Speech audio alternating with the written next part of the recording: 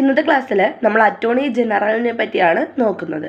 Attorney ജനറലിനെ പറ്റി പ്രതിപാദിക്കുന്ന വകുപ്പ് ആർട്ടിക്കിൾ 76 അപ്പോൾ ഇന്ത്യയുടെ ഒന്നാമത്തെ നിയമ ഓഫീസർ എന്നറിയപ്പെടുന്നത് അറ്റോർണി ജനറലിനെയാണ്.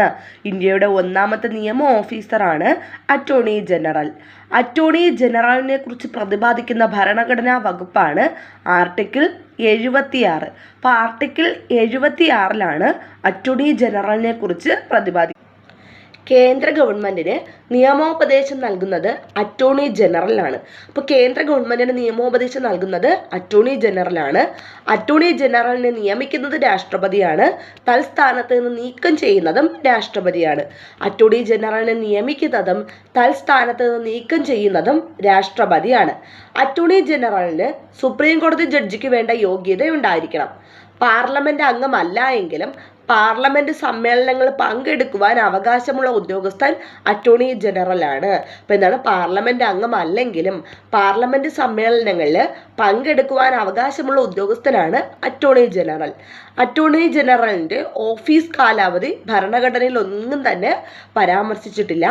ഇന്ത്യയുടെ നിലവിലെ അറ്റോർണി ജനറലാണ് ആർ വെങ്കിട്ടരമണിയാണ് കേട്ടോ. ഇന്ത്യയുടെ നിലവിലെ അറ്റോർണി ജനറൽ എന്ന് പറയുന്നത് ആർ വെങ്കിട്ടരമണിയാണ്. ഇന്ത്യയുടെ അറ്റോർണി ജനറലായ ആദ്യ മലയാളി കെ വേണുഗോപാലാണ്. ഇന്ത്യയുടെ അറ്റോർണി ജനറൽ ആകുന്ന ആദ്യ മലയാളിയാണ് കെ വേണുഗോപാൽ.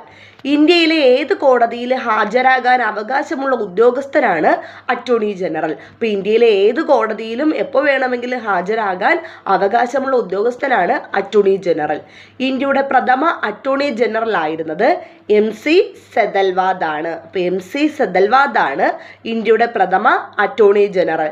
2 തവണ അറ്റോർണി ജനറലായ വ്യക്തികളാണ് സോളി സൊറാബ്ജി, മിലൻ K ബാനർജി എന്നിവർ. അപ്പോൾ 2 തവണ അറ്റോർണി ജനറലായ വ്യക്തികൾ ആരൊക്കെയാണ്?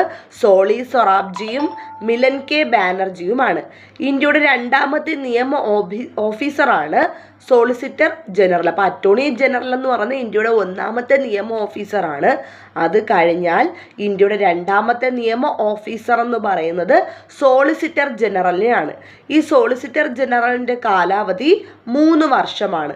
ഇന്ത്യയുടെ ആദ്യ സോളിസിറ്റർ ജനറലാണ് CK ദഫ്താരി. അപ്പോൾ ഇന്ത്യയുടെ ആദ്യ സോളിസിറ്റർ ജനറൽ CK ദഫ്താരിയാണ്.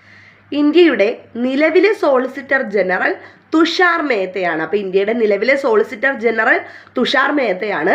അപ്പോൾ അറ്റോർണി ജനറൽ എന്ന് പറയുന്നത് ഇന്ത്യയുടെ ഒന്നാമത്തെ നിയമ ഓഫീസറാണ്.